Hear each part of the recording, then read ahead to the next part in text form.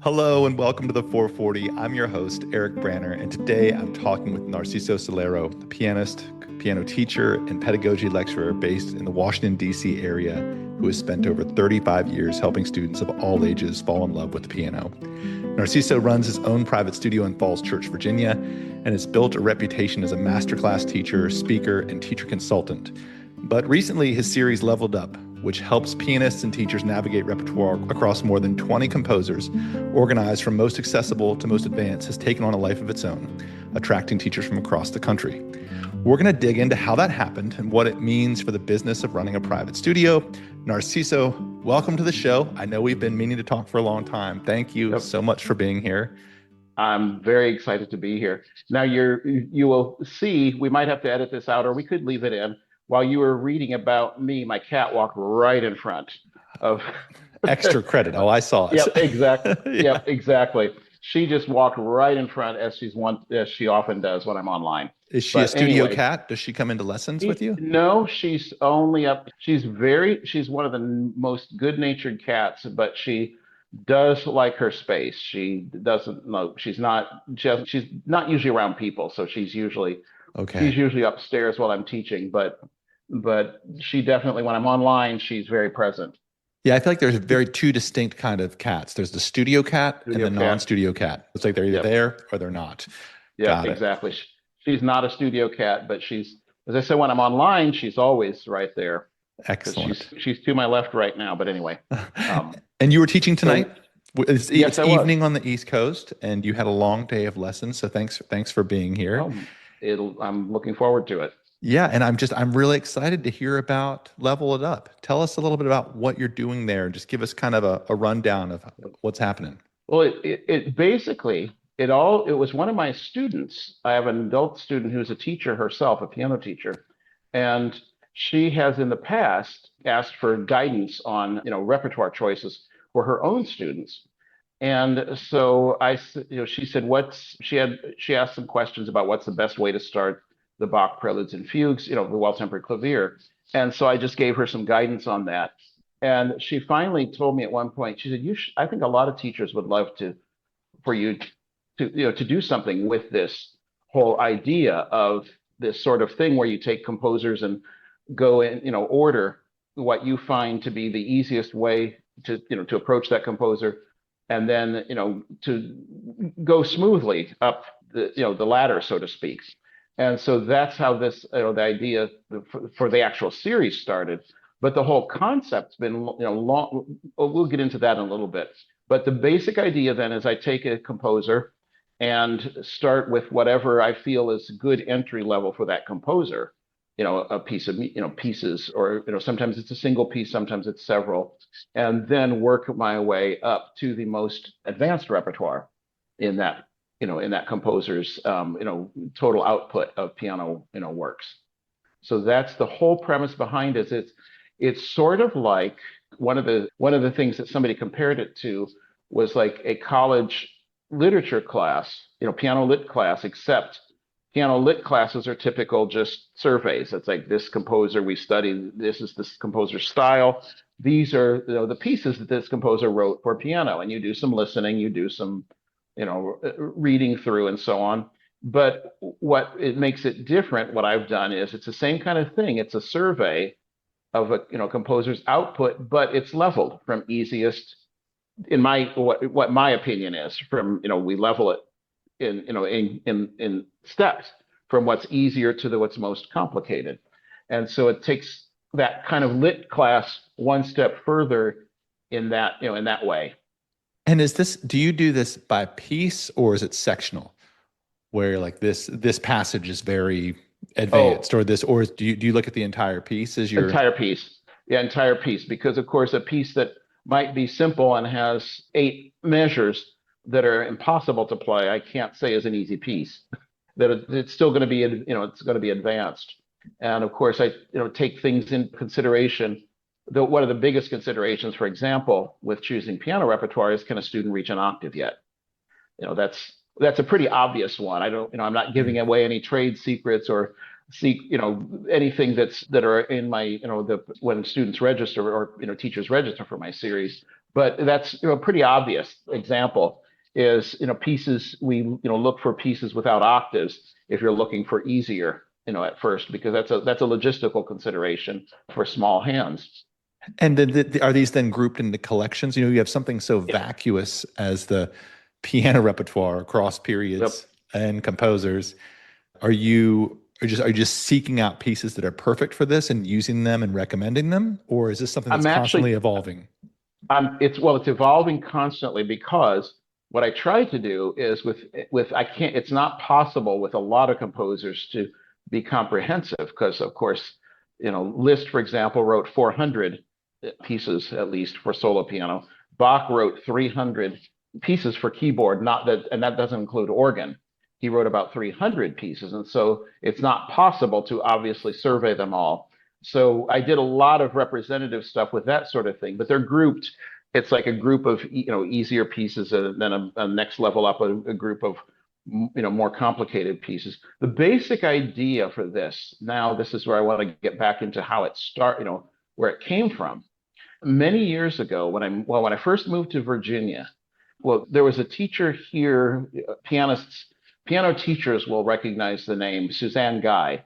She was a legend in the teaching world all over the country, and even in internationally. So she used to, well, she lived in Northern Virginia for a number of years, because where I live now, it was just down the road. But when I moved to Virginia in '97, she had already moved out of the DC area down to Norfolk, and she was living in the Tidewater area. And I met her, however, that '97, she came to Northern Virginia and did a workshop. And she just made this casual comment in this workshop that I think I'm remembering correctly what she said.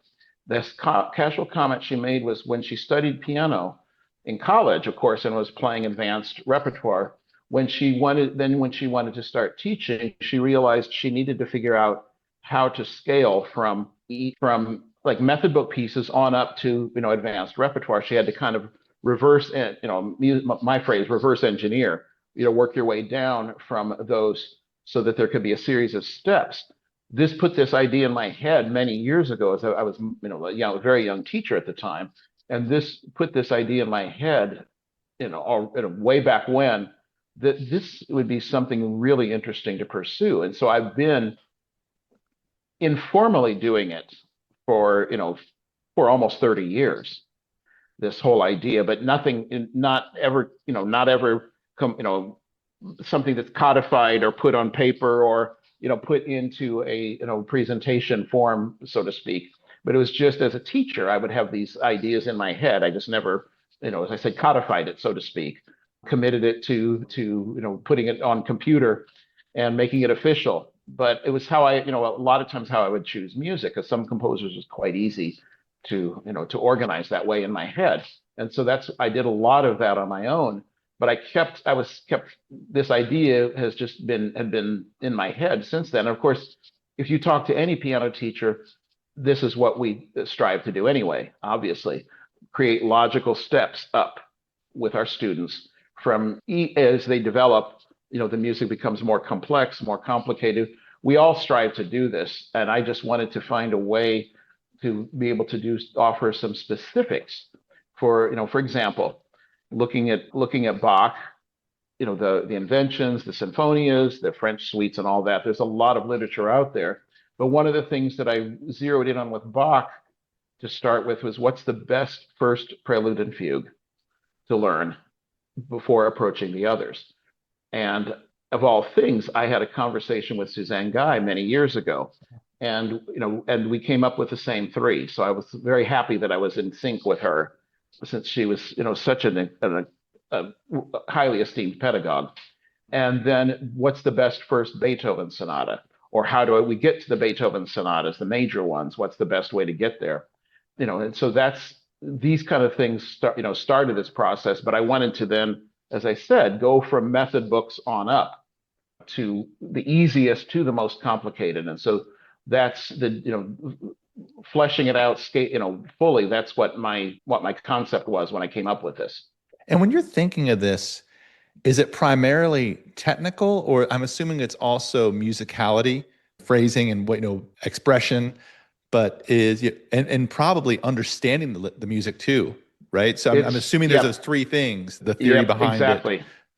A lot of it, primarily what drives a lot of it is the physical aspect, because for pianists, we have to spend, whether we like it or not, if we're, concert pianists spend hours a day practicing. It's work, physical work.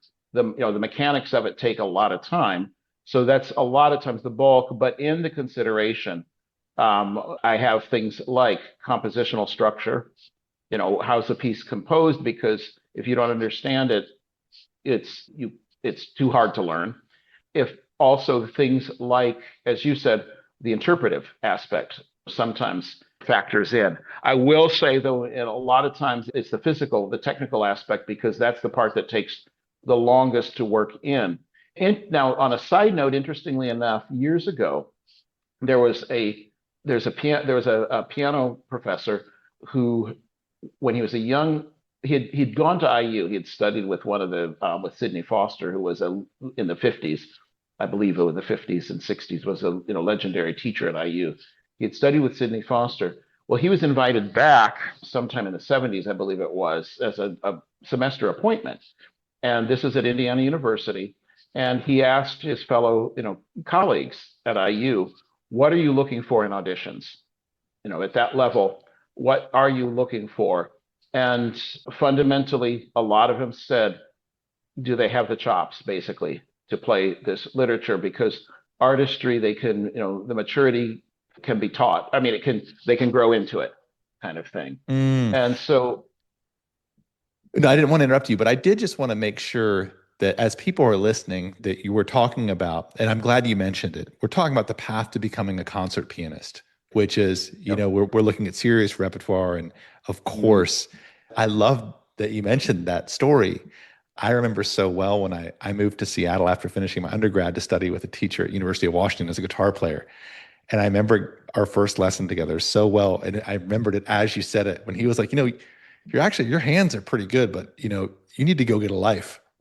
You're ready to start playing music now. So why don't you go to art museums instead of practicing so much? And it was like, wow. And it was this huge moment as you were telling that story. I was like, oh yeah, that is part of the journey. So yeah, thanks for sharing that. Well, in fact, that reminds me too. When I was in college, when I was in undergrad, I had a teacher who that was his big observation with me. He said, this was when I was like 18 or 19. He said, your technique is really, he said, you have great technique, but everything is black and white. You're not thinking in colors. And I remember, for example, I was at my junior recital. I did it was Franz Liszt, the Valet d'Obermann, which is from his first year, the Years of Pilgrimage, the Swiss year. And I remember he said, you really need to go to Switzerland to really understand. He said, there'll be so much adding you will be able to bring to the piece if it was the same idea. Make sure you're experiencing life, not just sitting in a practice room. Because for pianists, it's literally black and white. If that's, if you're don't have a life, anything to bring to your performing. And I had written a note as you were sharing that before, when you were talking about, as I was thinking of like, you have the technique, you have the interpretive nature, you have the understanding of what the composer was thinking. And it's also getting to know the composer. It's, it's going and traveling and seeing where they sat and where they wrote and where they performed. And that's something that if you're not ready for a piece, it makes it more difficult to connect to that person. It does. And so many composers have these different areas of their life, these different periods of what was inspiring them or what they were. Exactly. And so it gives you these windows into knowing them. And that's one of the great joys of playing this type of music, is you're creating a relationship with the composer. And it sounds like that's what you're trying to do, is you're trying to ease that journey into all those elements. And having what you said actually ties into one of the aspects that I try to bring to each program. Of course, we sometimes, a lot of us, people don't have the luxury to travel all over the world. They don't have the budget to do it. This would be fun to go, to Italy to see where Liszt was in where Debussy, for example, vacationed on Capri, and some of his pieces are inspired. One of the preludes is inspired by his vacation home, his vacation spot, and of course people don't always have that luxury. But understanding, if you can read about the composer, and we're of course now we're in most of us now, for example, if we want to explore Switzerland and we can't get there, we can look on our phone and look at photos. It's so easy now to even vicariously do it through videos, travel videos, and so on, if we can't afford to go there ourselves. And so we can get a sense, but also tying it directly back to the composers, each session that I do, I try to give some background on the composer, some interesting things from their life that can help my participants understand where they're coming from a little more, because again, that is an important part of being able to play well. Let me go back a step, because now that I'm hearing you talk and getting to know you, and I would love to hear more about your studio and who you work with, because I can tell you're making me feel so interested and curious and so drawn toward this kind of, because what you're really outlining is almost like a cultural journey of how you're sharing your passion in a measured way. Like I'm hearing more of that. So tell me about who you teach. Tell me about like a teaching day in your studio and how you might introduce some of these ideas. And the question I was wondering is, I was imagining studying with you and being like, oh, I'd come in, maybe I'm a precocious young player and I really want to play this piece and I'm just not ready for it all yet. Right. But I'm like, I want to do this, Narciso. Like, what do we do? Tell me about what this process is like in your studio. The way I teach, my goal, I can best explain my goal by something that happened in 2003. I got a student that year, a young lady. I think she was a junior in high school, and she wanted to be a piano major in college. And she mentioned this to her choir director at school. Now, I have no idea who her piano teacher was up to that point in time, but she mentioned this to her choir teacher. It was a private high school in Arlington. And this choir teacher said, "You really need to reach out to Mr. Solero if you want to be a piano major, because I think he would be the best teacher for you at this point." And so the parents, contacted me, and the young lady played for me. And she could read pretty well. She had a lot of facility, but it was all not at a major, I would say a B-list school. The repertoire was it was too easy, basically. It was like what a piano minor might do to pass proficiency type thing. I mean, it was decent repertoire, but it just wasn't, what you typically think of college major, even at a so-so school, shall we say. I always hate to sound like I'm judging schools for their quality, but I mean, I'm not talking about a top Understood. level, a Juilliard, a Peabody, or a Jacob School, that sort of thing, or Colburn. I'm talking about even typical university or colleges. And so when she auditioned for me, I accepted her, and in her first lesson I said, "Okay, here's how we're going to prepare you for that. I'm going to give you some repertoire that I think would be a great audition program, and if you get it ready, you audition. If you don't, you don't, and maybe wait a year and until it feels comfortable." Now, I say that because in that case, I did something that I don't normally do, which was I pulled her out of this mid-level to this was a huge stretch.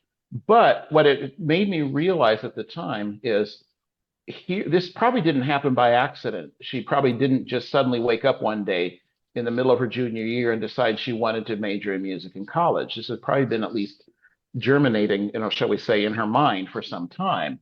It probably wasn't a snap decision. So it made me think, I want to teach every student to have all the tools they need to become a concert pianist, a great artist, but no matter what they choose, however they want to level out, I want them to have the tools to sound like an artist, even if it's just simply what we would say intermediate level repertoire. I want them to sound good and at it so that they feel very confident in their playing. Because my mom was an English teacher for many years, and for my mom told me one time when I was a very young piano teacher, she told me, well, was talking about motivation, and she said, "You want to motivate your students? Teach them to play well." She said, "People enjoy doing things they're good at. That they, if they do it well, they'll want to do it. It's much I've seen that as a easier." theme across your platforms. Say that Yep. again. If people enjoy Yeah. doing it, People enjoy doing things they do well. no And question. that's been this cornerstone of my teaching. My mom is an English teacher. Actually applied. She was an English teacher, and she was best known. Her students knew how to write in particular, because her nickname was Sergeant Solero. Wow. She was quite demanding, but everybody, I heard many stories that when they came back visiting from college, they thanked her for how she had taught them, because they were able to thrive in college and weren't falling behind because they didn't know how to write. And that same thing. I just teach my students. I want my students to play well, which involves two things in my mind, two main things. One is the technical prowess. You've got to you develop the chops, develop the physical connection to the piano, so that you understand your physical connection to the instrument and what you have to do to play, and teach them to sound artistic, so that the sound they're producing is beautiful. And because then they're going to want, the better they sound, they're going to want to practice. It's much easier to convince our students to practice when they sound good. And that's true at any level. It's not just true, although it gets easier if students reach that point where they're playing advanced repertoire. It's much easier, because at that point, then they're hooked, and so it's much easier to keep them going if they already have reached, a very high level, of accomplishment. Do you enjoy working with beginners or young students or people that are like maybe Absolutely. even adults that are coming? Does that still that you teach all Absolutely. levels? Yeah. Yes, absolutely. Because in fact, I'm teaching beginners, to me, is a great responsibility, because then if anything, if they're doing things that I don't like, I have to question, have I not done my job correctly? Because I can't blame it on their transfer, so they came with bad habits. So Yeah. I've got Yeah. to make sure. Plus, I love the process, finding every step of the way how to do things. And so, yes, I love teaching beginners. And I really appreciate that because we all you've played your whole career at a very high level. And often that makes teaching difficult for the amount of patience that comes with beginners and also wanting to reverse engineer it because there's probably as a concert artist a lot of facility probably came to in a different way than would have come to other learning types. And so Yep. being a pedagogue as well as a concert artist is so great to be able to take a student to the highest level, but also to find joy in the first steps and to not hear those beginning sounds. And I think that's something that makes me a good teacher is that I don't mind the sound of a beginner player, especially on the guitar and all the squeaks and the buzzing, because I can Yep. kind of envision where it might be going. And it Well, of course, sounds like you have that too. yeah, it happens on piano, obviously, because there's a lot that is not. Of course, the problem with being a pianist, I'm going to say this is going to sound very funny as a pianist to say this. The piano is a very difficult instrument to create beauty, to use to create beauty, because we've got 88 hammers, making individual sounds happen. And so to create something that's beautiful and with line takes a lot of work on piano. And so for me as a pianist, my background also includes playing violin. I played violin for many years, and I was in fact in a professional orchestra in high school because I was a member of the union my senior year in high school, the AFM. But what I loved about violin, of all things, was the reason I wanted to learn to play a string instrument as a kid was I loved the sound of vibrato, which is something you can't do on piano. And Yeah. so I wanted to learn a string instrument. I felt, my hands were always small, so I thought a violin would suit me better than cello. Although it was on cellists where I first saw vibrato and heard it happening as a little kid.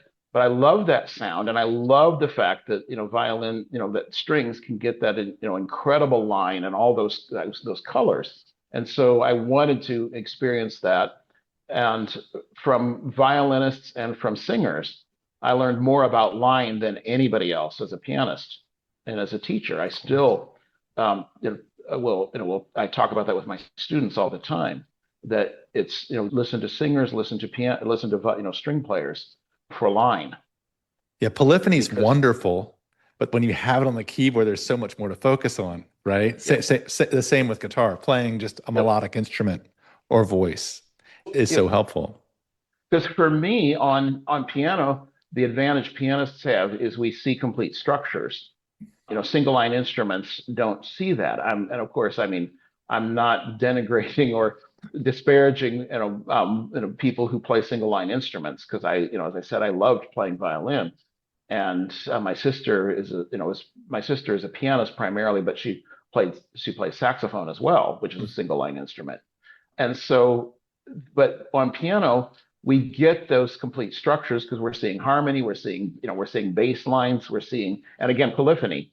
We can create polyphony with with two hands.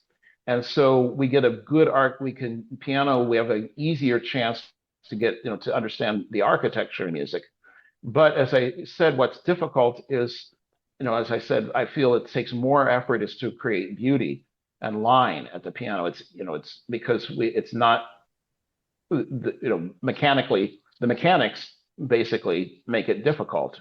We have 88 hammers, as I said, playing each individual sound, and it's not anything like being able to play change notes with one bow or being able to sing a line in one breath. We've got something re-articulating every single note. When you have a student in your studio, and you said you were mentioning the student that auditioned for you, and I'm just trying to imagine this experience. So when you select repertoire, I imagine it's pretty fun. I always loved it when a teacher was like, I want you to play this piece. I think this is right for you, right? I think this is what you should be working on. It just there's that moment where you're trusting your teacher. And so when you're sitting with a student, is a lot of what's going through your mind. Obviously, you have a lot of knowledge of the rep, but are you trying to piece together like a combination of what kind of will work for that moment?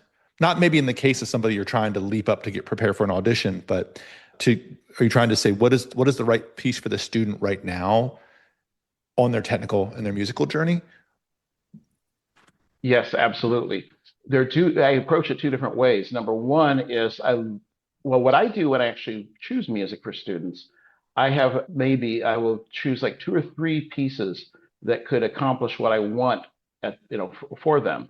Like say if I want them to do a Beethoven sonata or a Haydn sonata or whatever, or a Chopin nocturne, I will pick two or three that I feel would be good for them, and I have them listen to them, and I let them make the final decision because it's all then you because as a teacher, when I would say choose specific pieces, sometimes it doesn't work because they just don't connect to it. So I So always offer them that choice. if you're not noticing, I'm trying to steal your secrets and I'm trying to dig them out, and you're just dishing them right up, which is, Yep. I can tell there's so much energy that you put into what you do. And I was like, I bet you give your students a moment of agency, which is because I was like, if I was taking piano lessons with you, a side of me would want to come in as not a pianist, but a slayer were, I would want to talk to you about what rep you liked, why you chose it, because I trust that you're so into it. You spent your life studying it. And I bet your students love this idea of, hey, well, first, no, I think these three pieces are appropriate. Listen to them. Yep. Which one resonates with you? They would all do the trick. Why? Why? Which? And you get a moment of agency in the studio, which is I think is a great. These are all growing moments for our students too, as we're taking them on their journey to become artists. So I love that, and I was hoping you were going to say that. That's really Yep. cool. What is interesting, I'm discovering more and more is I can't really claim this because it has happened more often than not. I'll think of a particular piece for a student and say, I bet that would be perfect for them. And so that's my number one choice for them. But I offer several others that I would be equally happy with. But more often than not, they choose my number one Of course. without, and I don't at all try to influence them. I say, listen to these three. There's not like, and I like this one the best kind of thing for you. I'll just say, listen to these three. But a lot of times they go with the one that I would have, that it was the first one that popped into my head. Yeah. And So I just think that's so cool because I know that a lot of times the teachers I've had or seen teachers and is that there's a moment once you get out of the method series and what's recommended, rep can become awkward. And there's nothing cooler than having a teacher just kind of just give you some direction and with real mindfulness. Like yeah, this well, is something, yeah. yep. Well, what I was going to, the one thing that I do with my students typically as well is there's always going to be some things that I recommend that won't take too long to learn, but always some things that are stretches that will take some time to grow into. And I try to balance it because, of course, if we only do things that are complicated and grow into, that can be student, that can get stale and frustrating for the student because then they're not getting the results soon enough. That is, they're putting a lot of work and still the pieces in, a work in progress for months, several months. Whereas I try to balance it with pieces that I know they can learn faster because then, but also that's important to understand. To me, I learned a long time ago that if you easier repertoire allows you to understand the whole process, the learning process as a whole.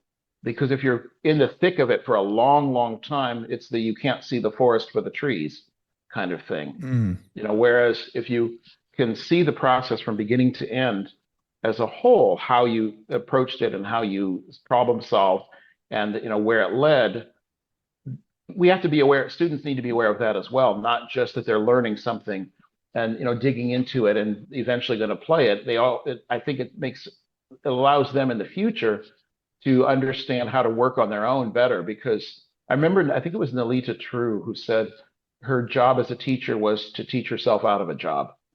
You have to make your students, you have to, I've also heard the expression, give them roots and give them wings so that you have to give them the foundation, but they have to be able to ultimately do it on their own, especially if they're not going to be, if they're doing it for their own pleasure, they're going to become a time as an adult, they're working an office job or they're a doctor, they're a school teacher, whatever, and then they're going home and practicing unless they continue to take lessons week after week, then they're going to want to know how to solve some of these problems on their own. And so, but also, I mean, as a teacher, if students understand how to do things on their own, that is how to problem solve, they're going to get further on along even with lessons, even with weekly lessons, they're going to make more progress if they also can understand, what they need to do and where it needs to go rather than just go home and do an assignment and hope for the best mm. kind of thing. Does that make sense? Yeah, it does. And when you've been in the same area for 30 years, you moved there, you said 1997 is when you went to Yep. Northern Virginia area, which is a highly educated area, right? It's, right Yep. outside of DC. It's an affluent area. There's a lot of culture, obviously, in that region. And a lot of people who are listening to this are maybe in a pedagogy program. Maybe they're getting their performance degree and they're thinking about going out, and I'm sure they're listening and being like, wow, this is what I want to do. This sounds really great. Take a moment and talk about, I'm assuming that your studio at this point, what your niche is, that you just said, oh, if you're looking to go to music school, people would recommend Mr. Solero. You've been out there, you've been the president of I think the Virginia and the See? Yep. MTA. So how was that when you were in a new place? And how was that running a studio for you now? When I first moved here, it was interesting because when I first moved here, I was fortunate because when I introduced myself at the first meeting at NVMTA, Northern Virginia, which has, I think we have 300 members, our local association. So it's a very large local Hmm. association. I remember that first meeting I attended in September of '97, because I was a newcomer, I had to introduce myself, and there were about 75 or 80 people because it was a packed auditorium. It was a small space, but it was full. I introduced myself, and then this teacher, somebody came up as I was sitting there after I introduced myself. there was a teacher who came up to me and shoved a note in my hand. And I looked at this note and it said, "I'd love for you to do a master class for my studio sometime." And she listed some repertoire that was quite advanced. And I thought, oh, this could be interesting. And I found out later she's one of our highly esteemed teachers. And so I felt very fortunate as a newcomer that this very highly esteemed teacher, based on what she knew about me just from my brief introduction, put that much faith in what I was doing. So I felt pretty fortunate because then I also, at that time, the Levine School of Music, which is in, just a school of music, in DC, that's a private school, but it's a community music school. Mm-hmm. Levine was just opening up a branch in Virginia. And so I auditioned and interviewed for the faculty and got in as, in the school. And in this area, Levine carries a lot of prestige. And so it gave me credibility as a newcomer right away to have that, on my resume. So would you say that when you first landed there was a willingness to go out and try to do things, you got this job, but the other is to go out and meet people, join the MTA, yes, get your name out. And that was how you started your studio. Yep, that's how exactly. You got, yeah. And I think it's important for people to hear. You talk to 100 great instructors or teachers or performers. They all have really different stories, and different fabrics that they've woven together to create their journey. But it's really helpful to be like, well, how did you start? You're a concert player, you're moving to a new place, you go to the MTA, you introduce yourself, you get a masterclass opportunity. Then the next thing you know, you get a job teaching at this university or at this community music school that's esteemed.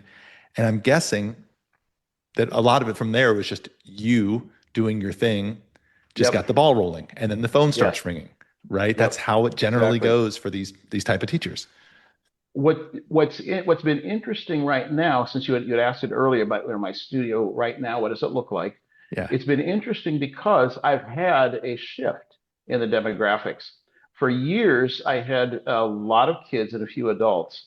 Right now, most of my inquiries are from adults, and and I don't know. So it's been more adults, which, of course, but still, I teach adults the way I teach kids. In that, teaching adults is very different from kids. The whole mindset.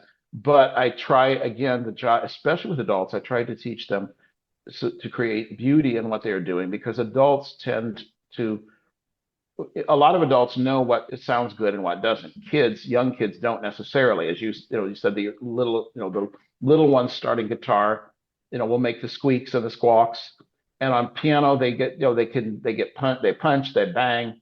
Most adults, even if they don't know that much about music, have a sound in mind that they want to achieve. And so if they don't get it, they're very self-conscious of that. And so with adults, it's very important for me to give them the tools to sound artistic at all times, to create beauty. And you're saying in recent years, your studio demographic has shifted. You get more inquiries from adults now than you do from kids? Just right now, yep. That's only been in the past couple of years. Yeah. So I expect the pendulum will swing both ways. It sure does. I've done nothing to attract more adults, but the only thing I can say is a friend of mine a year ago, who has a full studio. He lives just 2 miles from me. He has a full studio, and he said, I never get adults contacting me. He said, I only get inquiries from families with kids for lessons. He said, I'm not sure. He said, because I told him, I said, I'm trying to restore the balance, to try to get more. I said, I'm careful with how I word that, because I don't want my adults to think I don't want to teach them. Sure. But how do people find you? Mainly, what I keep finding is, of course, in this day and age, most people look online. They either ask ChatGPT or they do a Google search. Yeah. And most commonly, because I have a question, for every prospective student, I send out a questionnaire. And the most common answer for how people find me right these days has been they looked online. And in fact, in my last lesson that I just taught is a young adult, and he found me because he looked for piano teachers near me on Google, and my name popped up at the top, both on page 1 of the listings, and on Google Maps. And so I was pretty excited to hear that, obviously, that I was popping up that much, that close to the top. But then they go to my website, and I've had a lot of adults say that they like what they see on my website, about Narcisa, my background. do you think it's possible? And because and this is just a great, I've been wondering this myself because there are definitely hills and valleys and pendulum shifts about students and culture. Do you think it's possible that there was maybe a phase where parents who were not of musical backgrounds were looking perhaps more for recreational music, recreational piano, or maybe they didn't understand the classical approach?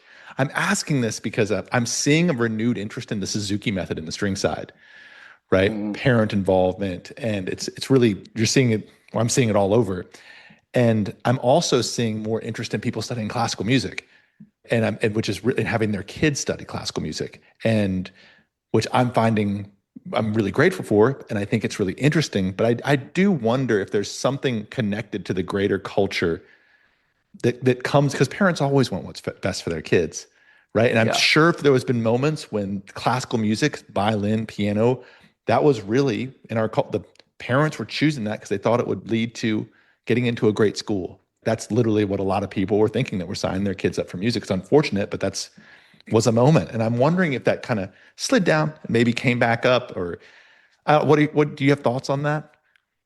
One thing I know, for example, a lot of schools, a lot of colleges still are interested. I do know this because let me say this about my students. Whenever I have a student who wants to become a piano major, in college, the first thing I do is actually try to talk them out of it.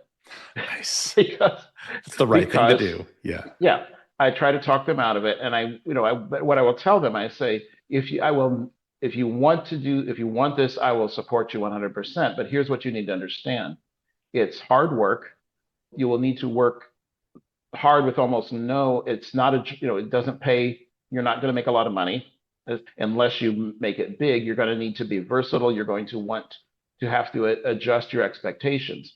I had a student, in fact, about 20 years ago who wanted to be a concert pianist. And that was her dream as a 14-year-old girl. She wanted to play concerts. And I remember I just thought it would be a rough road for her. And so I tried to talk her out of it. And what I told her, though, let me ask you, what do you want to become a concert pianist? What appeals to you about that? And of Hmm. course, traveling, playing in these major concert halls all over the world. And I said, that's very exciting. Yes, indeed. But I said, think about what's happening when you're not on stage.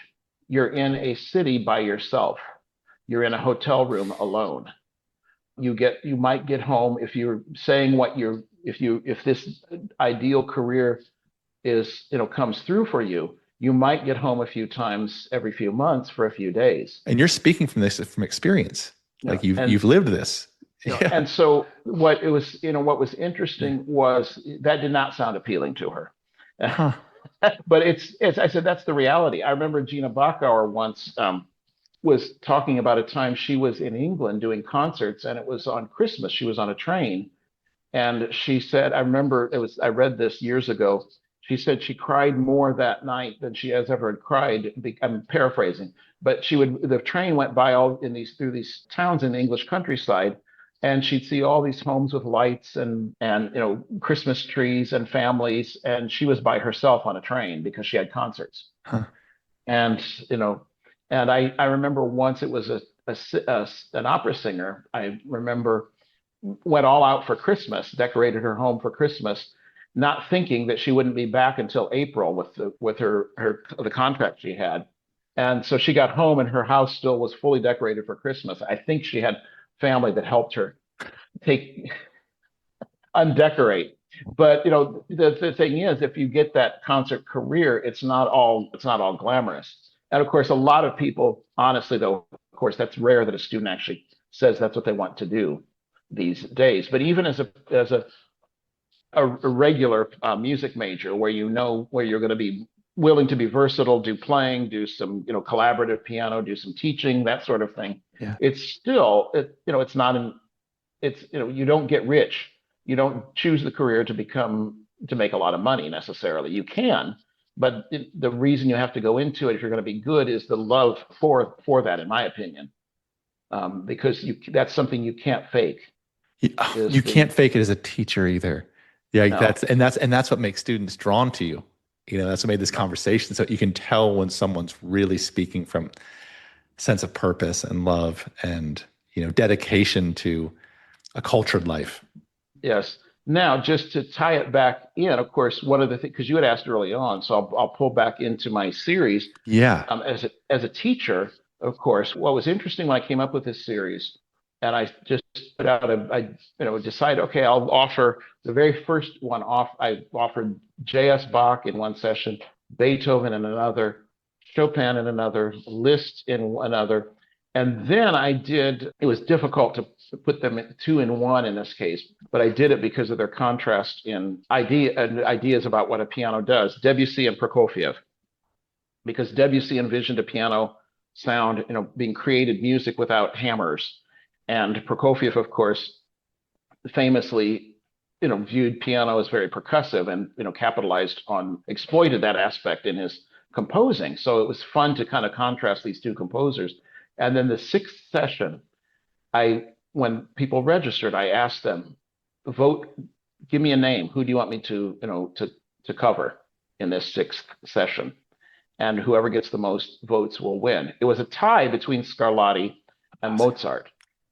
And Scarlatti was interesting. I had to level in a completely different way since he wrote 555 sonatas, keyboard sonatas. But I did some, things to help teachers choose, appropriate, music when they're teaching Scarlatti. But this would be some small little thing, just do for fun. And as a teacher, my whole part of it for me, what I would get out of it was all these ideas that I had, as I said, in my head. I would actually have to commit to paper, explain why, codify it all so that it would be very logical and organized rather than just swirling around in my brain. What was interesting is registration started to come in. I got people from the Chicago area. I got teachers from out west. Alaska. There was a teacher, yeah, and Alaska. Yeah, exactly. It was quite fascinating, and what was interesting too then is it created a bunch of opportunities for speaking to teacher groups, because I got one in person from Montgomery County, which is suburban Maryland. Mm-hmm. Montgomery County Music Teachers Association invited me, and Springfield Music Club, which is one of the National Federation organizations, local clubs, invited me to present. And Richmond Music Teachers Association invited me to do the Beethoven sonatas for them. And then I did a live program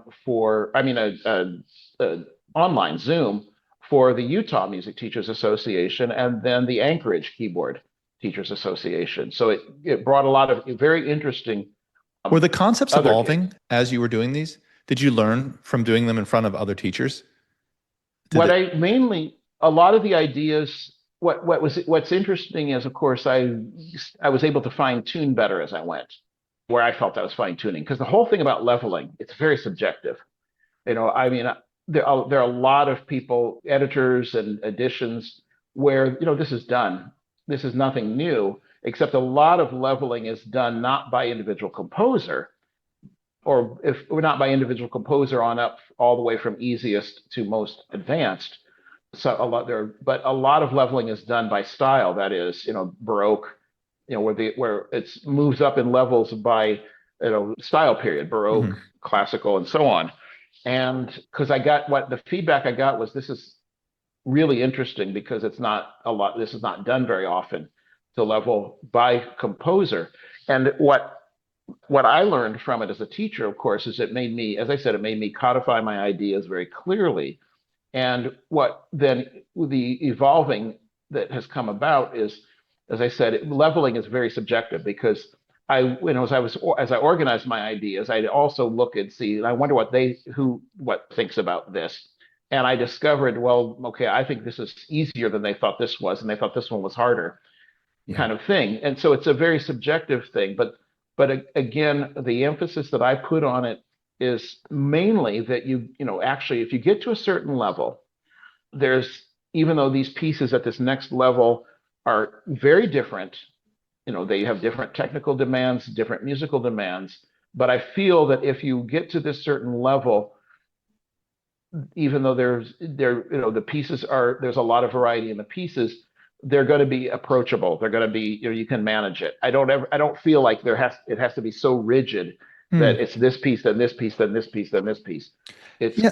collections. Yeah. I was going to ask you. So, I would be really curious to where you see it going next. And I'm wondering, when I think of like all the great teachers that I've known, that I've met, there's always a uniqueness to them. There's this thing that, they might choose a different piece. Or I'm wondering if this, and especially when you have a composer, when you've got Scarlatti with over 500 keyboard sonatas, I'm wondering if the idea behind it might be something that teachers, because it's obviously they're very interested in it, they're gravitating towards it.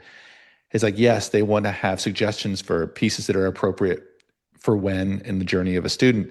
But I wonder if it's also just to help turn this on in their mind as another thing they can apply in their own scope of repertoire that they appreciate and that they're diving into. That's the great thing about the depth of the piano canon, right? Yes, because there's literally, you can study it for a lifetime and you still only scratch the surface. Barely. That was, I put on, I remember I made a post about a month ago.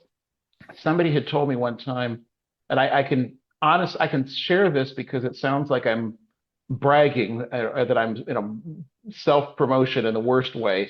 But Let it go. somebody told me once that they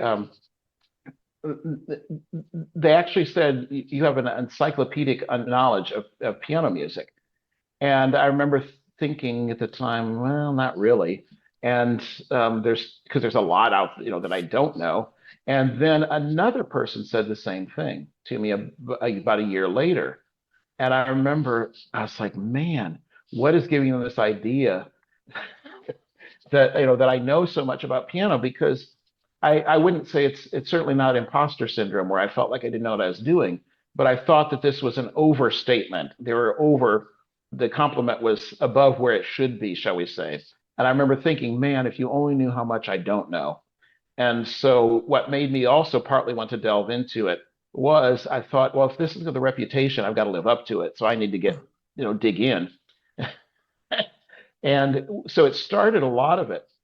I started listening, and shall we say, encyclopedically, if that's such a word, if there is an adverb like that. But I started listening to everything that composers wrote, for piano. I listened to everything Schumann wrote from Opus 1 all the way up to the 120, whatever the Opus 1, whatever it is. I listened to everything Beethoven wrote, not just the sonatas, but all the sets of variations, all the bagatelles, all the pieces that are published without opus number.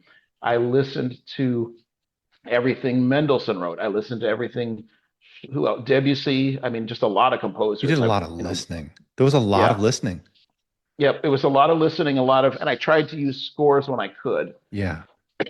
follow along. But a lot of it too was I just needed to get it in my ear, and I would Hmm. listen, and I would listen for structure. I would listen for harmonic movement. I'd listen for stylistic things, as well. And of course, and when you do that, you're not really digging in. It's sort of a superficial knowledge. But this way, I'm hearing everything, and I felt like I could better choose when I listened to everything by these composers. I felt like I had a much better understanding of what I could go back to. Sure. It's like I was able to put like a tab on that composer on a window on my computer screen, and I could just click on that tab then, and I could more easily go through student to do, if that makes sense, Sure. because at least I was familiar with it all, and then I could dig in and say, oh yeah, this would be great for this student to see if they want to learn it. And if you were able to give a talk tomorrow, what would Right now where you are, who would you like to share about? Well, just this past weekend, I've been trying to, what's interesting is whole reason this has kept going is that I kept getting suggestions from the participants who, Oh, who I should cover next. And so that's really what's kept it going because I have not made any original choices since the first six. oh, that's And awesome. because teachers kept telling me, "Look, cover this, cover that." And I also got ideas because I did one series, what I called an extra, because several people wanted a program on ornaments, and somebody else, Mm. several of them wanted pedaling in different style eras. So there's a lot of And of course, directions you could go. yeah, and I did that. It was for just one particular series because I offer these in in series of three or four. Right now, I'm doing them as quartets for grouping four different composers together. But just this past, but as I said, it's always been what has been suggested to me. Now, this past weekend, I presented Amy Beach and Cecile Chaminade, which women composers still aren't getting their fair share of visibility. And so these two were because I'd been requested to do them. Now this coming weekend, for me, it's more interesting in one way because this coming weekend it's Americana all the way. It's Gershwin and Scott Joplin. Hmm. And I don't teach a lot of ragtime, but I know a decent amount about Joplin, and I've taught. So I've taught. He wrote a few waltzes as well, or at least one waltz, and I've taught that. I've taught some Joplin, but and also leveling a composer like with that's ragtime is going to be more interesting and difficult. Yeah. The details, as I've been hammering it out, because you have to have a lot of skill to be able to play, ragtime already. Yeah, and it feels like this project, it's almost putting you back. There's a piece, it's like almost like you're the curious student again too, which is a great place to be as a creative, to be Yes. like, I'm Yep. interested, I'm listening, and I'm seeking, and Yep. and I'm growing, and that's what our students really want to see. So I'm so glad that you shared that. I know that you had a radio show back in the day too. You love listening to music. You probably love curating music.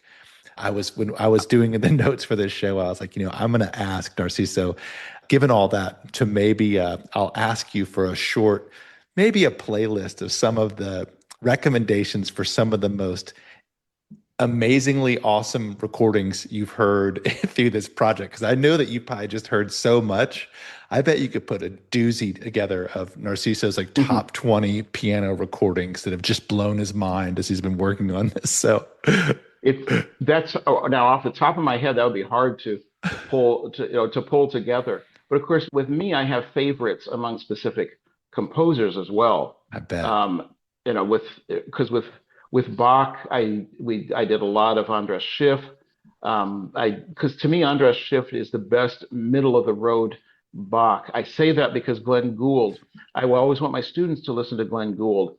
It's funny because one of my students, he graduated in 2022.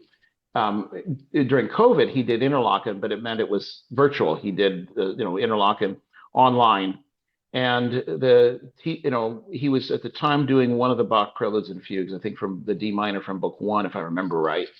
And I remember I had him listen to several different artists, and I said, listen to Glenn Gould, but don't copy him. Don't try to imitate him. And it's funny because then the teacher he worked with at Interlochen was Michael Coonrod. He's retired, but Michael was quite a legend in Michigan at Interlochen. I remember when I was a 19-year-old working or 20-year-old working at Interlochen one summer, he was one of the piano faculty, and he was still there in 2020. He just retired, so he was there for 40, 50 years at Interlochen in the summers. But I remember Michael, told him, he said, now when you're with Bach, when you're studying, he asked him, have you listened to much Bach? And he told him, and he said the same thing. He said, listen to Glenn Gould, just don't try to copy him. And my student said, my teacher said the same thing. That's My teacher good back wisdom. home. Yep. But with just for example, Andras Schiff, I will always gravitate toward because his Bach is, I mean, you listen to his lectures on, on Bach, the lecture recitals that are online. They're wonderful. And, with Beethoven, I didn't do with Beethoven. I'm trying to remember because of course, Schnabel was a great Beethoven interpreter. I don't think I did some of his recordings. I didn't choose a lot only because the ones that I kept finding, recording quality was still not, doing it online. I wanted something that had a really high fidelity, and I couldn't find the ones that I wanted. I know they've been remastered, but I couldn't, as I put my list together. But I would always recommend Schnabel for Beethoven to Do any Scarlatti. Scarlatti, Maria Tipo, Oh, one really? of my favorite interpreters of Scarlatti. She played a lot of Scarlatti.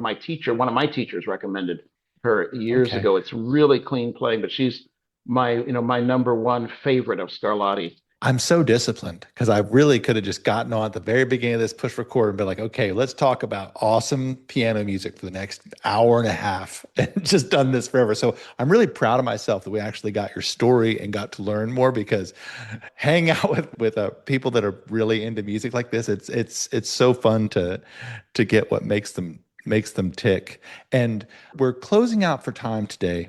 And hey, thank you so much for being here. This has been really cool. My pleasure. I want to know what you're seeing for between the level up and your studio. What do the next couple of years look like for you? One of the things I am going to try, I'm looking to restore some balance with the demographics, only because it's and again, teaching adults is very different from teaching kids. And because with adults, adults come to lessons for different reasons. Now it's interesting because my studio right now, my adults are, I have some pretty much that are beginners, and then I have this pianist who's a teacher, but also one of my adult students has a master's in piano performance already, and she has wanted to resume study privately. And so it's really runs, quite a wide range, which is a lot of fun.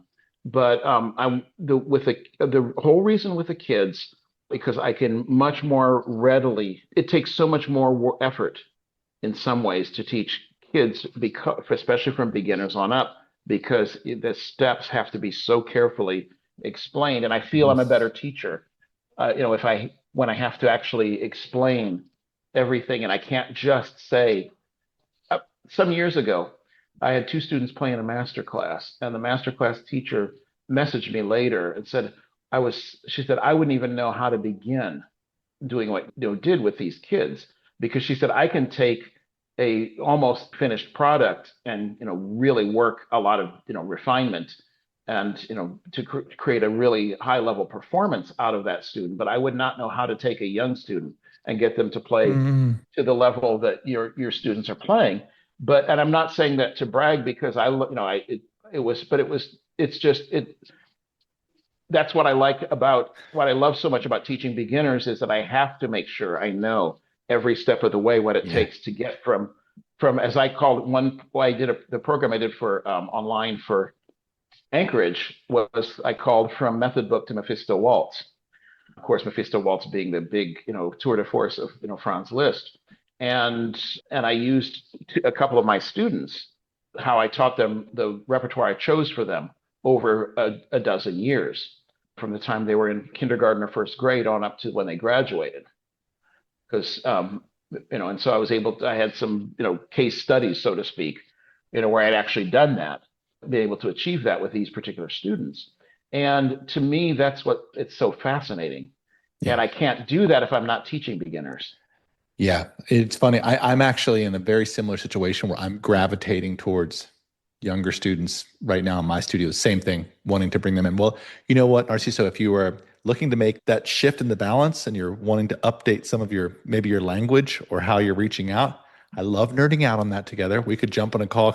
I'm doing the same thing with my studio. So maybe we could share some ideas and I've made some notes to myself, because I took a look at my website and realized some things that I can do, because it occurred to me with my website that there's a lot that with my even my students, I give out the signal a lot of times that I'm interested in concert, trying to teach students to become concert pianists only. Or the nice thing is my adults, when they find it, that's the thing though. The adults, the approach is seems to be a little more open with them, and so they like that. Yeah. And so with the kids, what I want to do is actually one of the things I want to do is make sure I have more photos of my younger students on my website. Yeah. So that the impression also is that. And what I feel and what I'm working toward in my language, because I really aspire to the kind of work that you're doing, and if I were marketing a studio like yours, right now I would push really heavily on creating cultured humans, like people that are freaking interesting and that want to listen to a bunch of music and want to play well. Like parents are needing human development opportunities with interesting people, because everything else doesn't really matter anymore because it's all easy to automate. These things are going to become increasingly valuable. And so this whole time we've been talking, I would love to market your studio because I know exactly what parents are looking for. I will be talking to you then, because one of the things that an interesting thing that some years ago, a friend of mine who's a teacher was posed the idea that because everything's becoming electronic, that we'd become obsolete. And I remember actually at the first VMTA state conference, because when I was president-elect, I had to run the conference. And I remember, I believe it was at our winners recital for the MTNA, the state level MTNA, our winners recital.